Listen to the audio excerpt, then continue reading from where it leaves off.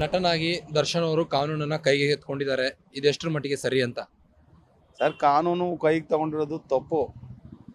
ಒಂದು ರೀತಿಲಿ ಹೇಳ್ಬೇಕಂದ್ರೆ ಅದೆಲ್ಲ ಯಾರು ಮಾಡಬಾರ್ದು. ಇಲ್ಲಿ ನಮ್ಮ ದೇಶದಲ್ಲಿ, ನಮ್ಮ ರಾಜ್ಯದಲ್ಲಿ ಅದರದೇ ಆದಂಥ ಕಾನೂನಿದೆ. ಅವನು ತಪ್ಪು ಮಾಡಿದ್ರೆ ಶಿಕ್ಷೆ ಕೊಡೋಕ್ಕೆ ಪೊಲೀಸ್ನವರೇ, ಕೋರ್ಟ್ ಅವರೇ. ಒಂದು ಎರಡನೇದಾಗಿ ಇವರು ಆ ಮಟ್ಟಕ್ಕೆ ಹೊಡೆದು ಸಾಯಿಸಿರೋದು ತಪ್ಪು. ಏನಂದರೆ ಇದು ನಮ್ಮ ಸಮಾಜ ತಲೆ ತಗ್ಸೋ ಥರ ಆಗಿದೆ. ಎಲ್ಲ ನಟರು ಇಲ್ವಾ? ಹಿಂದೆ ಎಲ್ಲ ಒಂದು ಒಳ್ಳೊಳ್ಳೆ ನಟರಿರ್ಲಿಲ್ವಾ? ನಾವು ಹುಟ್ಟಕ್ಕೆ ಮುಂಚೆನೇ ಒಳ್ಳೊಳ್ಳೆ ನಟರು ಸೇರಿದ್ರು ಇರಲಿಲ್ಲ? ರಾಜ್ಕುಮಾರ್ ಅಣ್ಣ, ನರಸಿಂಹರಾಜು, ದಿನೇಶು, ಕಲ್ಯಾಣ್ ಕುಮಾರು, ಉದಯ್ ಕುಮಾರು, ರಾಜೇಶು, ಆಯಿತಾ, ಅಂತ ಮುಂದೆ ಶಂಕರ್ ನಾಗು, ಅನಂತ್ ನಾಗು, ಅಂಬರೀಷ್ ಅಣ್ಣ, ವಿಷ್ಣುವರ್ಧನ್ ಅವರು, ಇವರೆಲ್ಲ ಒಂದು ಕಪ್ಪು ಸುಕ್ಕಿ ಇಲ್ದಂಗೆ ನಡ್ಕೊಂಡವರು.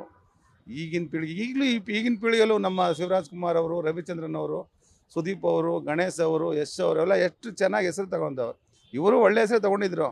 ಏನೋ ಬ್ಯಾಡ್ ಟೈಮ್ ಅಷ್ಟೇ. ಆದರೆ ಮಾಡಬಾರ್ದಿತ್ತು.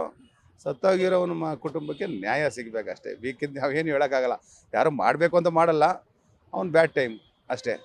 ಆ ಒಂದು ರೀತಿ ಮಾಡಬಾರ್ದಿತ್ತು, ಮಾಡವರೇ ತಪ್ಪು ಮಾಡಿರೋದು ಅಷ್ಟೇ. ಸರ್, ಈಗ ದರ್ಶನ್ ಅವ್ರಿಗೆ ಒಳ್ಳೆ ಇನ್ಫ್ಲೂಯೆನ್ಸ್ ಇದೆ, ಹಾಗೆ ನೋಡಿದ್ರೆ ಒಳ್ಳೆ ಅಭಿಮಾನಿ ಬಳಗನೇ ಇದೆ. ಅವರು ಅಟ್ಲೀಸ್ಟ್ ಒಂದು ರೇಣುಕಾ ಸ್ವಾಮಿಗೆ ಒಂದು ವಾರ್ನಿಂಗ್ ಕೊಟ್ಬಿಟ್ರೆ ಮುಗಿದು ಹೋಗ್ಬಿಡ್ತಿತ್ತು. ಅದು ಬಿಟ್ಟು ಕೊಲೆ ಹಂತಕ್ಕೆ ಹೋಗ್ತಾರೆ ಅಂದರೆ ಇದು ಎಷ್ಟರ ಮಟ್ಟಿಗೆ ಸರಿ ಅಂತ? ನಾವು ಅಲ್ಲಿ ಏನು ನಡೀತು ಅಂತ ನಾವೇನು ನೋಡೋಕೆ ಹೋಗಿಲ್ಲ. ಇವರು ವಾರ್ನ್ ಮಾಡಿ ಬುಟ್ಟಿ ಕಳ್ಸೋಕ್ಕೇ ಕರ್ಕೊಂಬಂದಿರೋದು ಅಂತ ಅವ್ರು ಸ್ಟೇಟ್ಮೆಂಟ್ ಕೊಡ್ತಾ ಇರೋದು. ಅದು ಯಾರು ಹಿಂದೆ ಮುಂದೆ ಯಾರು ಹೊಡೆದವ್ರೆ, ಹೊಡೆಯಬರೋ ಜಾಗ ಹೊಡೆದವರು ಸೋದೋಗ್ಬಿಟ್ಟವನೇ. ಅವರು ಒಂದು ವಾರ್ನ್ ಮಾಡಿಬಿಟ್ಟು ಇದು ಮಾಡಿಬಿಟ್ಟು ಎಚ್ಚರಿಕೆ ಕೊಟ್ಬಿಟ್ಟು ಈ ಥರ ಮಾಡಬಾರ್ದು ಅಂತ ಹೇಳಬೇಕಿತ್ತು. ಇಲ್ಲ ಅಂದರೆ ಸ್ಟೇಷನ್ಗೆ ಪೊಲೀಸ್ಗೆ ಹ್ಯಾಂಡ್ ಓವರ್ ಮಾಡಬೇಕಿತ್ತು. ಪೊಲೀಸ್ ಅವ್ರಿಗೆ ಹ್ಯಾಂಡ್ ಓವರ್ ಮಾಡಿದರೆ ಅವ್ರು ಕಾನೂನು ರೀತಿಯಲ್ಲಿ ಏನು ಮಾಡಬೇಕಿತ್ತು? ಅವ್ನು ಒಂದು FIR ರೆಡಿ ಮಾಡಿ 3 ತಿಂಗಳು 6 ತಿಂಗಳು ಜೈಲಿಗೆ ಹಾಕ್ತಾಯಿದ್ರು. ಏನೋ ಒಂದು ಕ್ರಮ ತಗೊತಾಯಿದ್ರು. ಇವನಿಗೂ ಸೇಫ್ಟಿ ಆಗಿರ್ತಾ ಇದ್ದ ದರ್ಶನ್. ಅವನಿಗೂ ಒಂದೇನೋ ಕಾನೂನು ನಾನು ತಪ್ಪು ಮಾಡಬಾರ್ದು ಮಾಡಿದೆ ಅಂತ ಅರಿವು ಆಗಿರೋದು, ತಪ್ಪಿನ ಅರಿವು ಆಗಿರೋದು. ಈಗ ಏನಾಗಿದೆ ಅಂದರೆ ಮಿತಿಮೀರಿ ಮುಗಿದೋಗಿರೋ ಕತೆ. ಇವಾಗ ಈ ಉಪ್ಪು ತಿಂದು ನೀರು ಕುಡಿಬೇಕು ಅಂತಾರಲ್ಲ, ಅದು ನೀರು ಕುಡಿಬೇಕಷ್ಟೇ. ತಪ್ಪು ಮಾಡಿಬಿಟ್ಟವ್ರೆ. ಮಾಡಬಾರ್ದಿತ್ತು, ಮಾಡವ್ರೆ. ಅಲ್ಲಿ ಯಾರು ಮಾಡವ್ರೆ ಅಂತ ನಮ್ಗಂತೂ ಗೊತ್ತಿಲ್ಲ, ನಾವು ನೋಡಿಲ್ಲ. ಅದು ನಡೆದೋಗೈತೆ. ಅದನ್ನೆಲ್ಲ ಏನೋ ಮಾಡೋಕ್ಕೆ ಹೋಗವ್ರೆ, ಕೊನೆಗೆ ಸಿಹಾಕೊಂಡವ್ರೆ ಅಂತ. ಕೋರ್ಟಲ್ಲಿ ಕಾನೂನಿಂದ ಗೆದ್ದು ಬರಲಿ ಅಷ್ಟೇ. ಮಾಡಿದರೆ ತಪ್ಪು ಅನುಭವಿಸ್ಲಿ. ಈಗಾಗಲೇ ಪರಪ್ಪನ ಅಗ್ರಹಾರದಲ್ಲಿ ಜೈಲ್ ಕಂಬಿ ಇದು ಎನಿಸ್ತಾ ಇದ್ದಾರೆ. ದರ್ಶನ್ ಅವರ ಒಂದು ದುರಹಂಕಾರ ಇಳಿತಂತೀರಾ? ದುರಹಂಕಾರ ಅನ್ನೋದಕ್ಕಿಂತ ಹೆಚ್ಚಾಗಿ ಅದು ಅವ್ರದ್ದೇ ಆದಂಥ ವರ್ಚಸ್ಸು. ಅದೇನು ಗೊತ್ತಾ, ದುರಹಂಕಾರ ಅಂದರೆ ಅವ್ರು ಹುಟ್ಟುತ್ತಾವಿಂದ ಅದೇ ಥರ ಬಂದ್ಬಿಟ್ಟಿರ್ತೈತೆ. ಅದು ಮಧ್ಯದಲ್ಲಿ ಬಂದದ್ದಲ್ಲ ದುರಹಂಕಾರ ಅವ್ರಿಗೆ. ಆವಾಗಿನ ದುರಹಂಕಾರ ಅನ್ನೋದಕ್ಕಿಂತ ನಾನು ಅನ್ನೋದು ಸ್ವಲ್ಪ ಇತ್ತು ಅವ್ರಿಗೆ.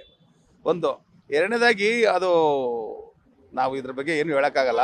ದುರಹಂಕಾರ ಅಂತಂದರೆ ತಪ್ಪಾಗುತ್ತೆ. ಒಟ್ಟಲ್ಲಿ ಅವ್ರು ಬೆಳೆದು ಬಂದ ರೀತಿಯೇ ಆದಿರ್ತಾರೆ. ಅವರು ಈ ರೀಲಲ್ಲಿ ಮಾಡೋದನ್ನ ರಿಯಲ್ ಆಗಿ ತೋರಿಸ್ಬಿಟ್ರು ಅಷ್ಟೇ. ಫಿಲಮಲ್ಲಿ ಮಾಡೋದನ್ನ ನಿಜ ಜೀವನದಲ್ಲೂ ನಾನು ಇದೇ ಥರ ಅಂತ ತೋರಿಸಿದ್ರು ಅಷ್ಟೇ. ಅವ್ರ ತಂದೆ ಒಬ್ಬ ವಿಲನ್ನು, ರಿಯಲ್ ಲೈಫಲ್ಲಿ ವಿಲನ್ ಆಗಿದ್ರು ನಿಜ. ಆದರೆ ರಿಯಲ್ ಲೈಫಲ್ಲಿ ಅವರು ಒಳ್ಳೆ ಗುಣದವರಾಗಿದ್ರು. ಬಟ್ ದರ್ಶನ್ ಅವರು ಅವ್ರ ತಂದೆ ಮಾರ್ಗದಲ್ಲಿ ಯಾಕೆ ನಡೀಲಿಲ್ಲ ಅಂತ? ದರ್ಶನ್ ಅವರು ಅವ್ರ ತಂದೆ ಮಾರ್ಗದಲ್ಲಿ ಯಾಕೆ ನಡೀಲಿಲ್ಲ ಅಂದರೆ, ಅವರು 15 ವರ್ಷ ಇರುವಾಗಲೇ ಅವ್ರ ತಂದೆ ತೀರ್ಕೊಂಡ್ರು. ಒಂದು ಅವರು ವಿಲನ್ ಆಗಿ ಮಾಡಿದ್ರು. ಆ ಫಿಲಮಲ್ಲಿ ಅಷ್ಟೇ ಕ್ರೂರವಾಗಿ ಕಾಣೋರು. ಅವರು ನಿಜ ಜೀವನದಲ್ಲಿ ತುಂಬ ಸಾಫ್ಟು, ತುಂಬ ಮೃದು, ತುಂಬ ಒಳ್ಳೆಯ ಜನ, ತುಂಬ ಒಳ್ಳೆಯ ವ್ಯಕ್ತಿ ಅವರು. ಆ್ಯಕ್ಟಿಂಗಲ್ಲಿ ಸೇಮ್ ನಮ್ಮ ವಜ್ರಮುನಿ ಅಣ್ಣ ಇದ್ದಾರಲ್ಲ, ಅದೇ ಥರನೇ ಅವರನ್ನು ಆ್ಯಕ್ಟಿಂಗೆಲ್ಲ ಚೆನ್ನಾಗಿ ಮಾಡೋರು. ಆದರೆ ನಿಜ ಜೀವನದಲ್ಲೂ ತುಂಬ ಒಳ್ಳೆ ವ್ಯಕ್ತಿ ಅವರು. ತುಗೂರು ಶ್ರೀನಿವಾಸ್ ಎಲ್ಲೋ ಅವರು ಒಂದು ಕಪ್ ಚುಕ್ಕಿ ತೊಗೊಂಡವರಲ್ಲ. ಎಲ್ಲೇ ಯಾವುದೇ ಒಂದು ಇದ್ರಲ್ಲಾದ್ರೂ ಅಷ್ಟೇ ಇದು ಅಭಿಮಾನಿಗಳಿಗೂ ಅಷ್ಟೇ ಬೆಲೆ ಕೊಡೋರು, ದೊಡ್ಡವ್ರಿಗೂ ಬೆಲೆ ಕೊಡೋರು, ಡೈರೆಕ್ಟ್ರಿಗೂ ಬೆಲೆ ಕೊಡೋರು, ನಿರ್ಮಾಪಕರಿಗೂ ಬೆಲೆ ಕೊಡೋರು. ಆ ನಿರ್ಮಾಪಕರು ಅವ್ರನ್ನ ತುಂಬ ಗೌರವದಿಂದ ನಡೆಸ್ಕೊತಾ ಇದ್ರು ತುಗೂರು ಶ್ರೀನಿವಾಸ್ನ. ಇವ್ರಿಗೆ ಆ ರೀತಿ ಯಾಕೆ ಬರಲಿಲ್ವೋ ನಮಗಂತೂ ಗೊತ್ತಿಲ್ಲ. ಗ್ಯಾರಂಟಿ ನ್ಯೂಸ್, ಸುದ್ದಿ ಖಚಿತ, ನ್ಯಾಯ ನಿಶ್ಚಿತ.